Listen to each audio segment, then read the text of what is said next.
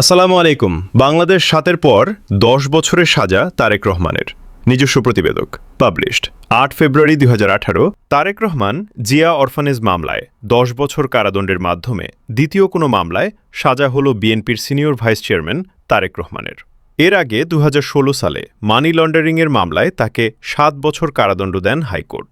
সরকারি টাকা আত্মসাতের অভিযোগে জিয়া অরফানেজ ট্রাস্ট দুর্নীতি মামলায় বিএনপি চেয়ারপারসন খালেদা জিয়ার ৫ বছরের কারাদণ্ড দেন আদালত।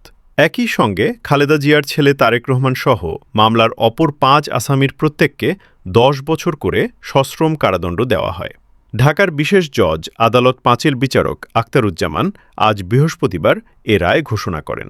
জিয়া অরফানেজ ট্রাস্ট মামলায় তারেক রহমানের বিরুদ্ধে অভিযোগ হল মায়ের সহায়তায় ৬ মইনুল হোসেন রোডের ঠিকানা ব্যবহার করে অস্তিত্ববিহীন ট্রাস্ট গঠন করেন তিনি।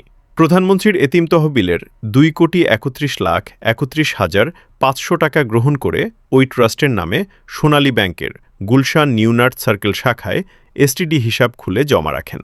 দীর্ঘদিনে কিছু জমি কেনা ছাড়া ট্রাস্টের নামে কোনো স্থাপনা করেননি।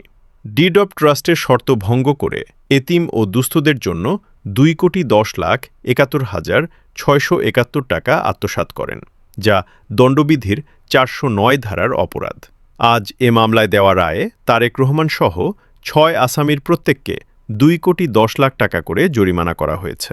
২০১৬ সালের ২১শে জুলাই মানি লন্ডারিংয়ের মামলায় বিচারিক আদালতের খালাসের রায় বাতিল করে তারেক রহমানকে ৭ বছরের কারাদণ্ড দেন হাইকোর্ট।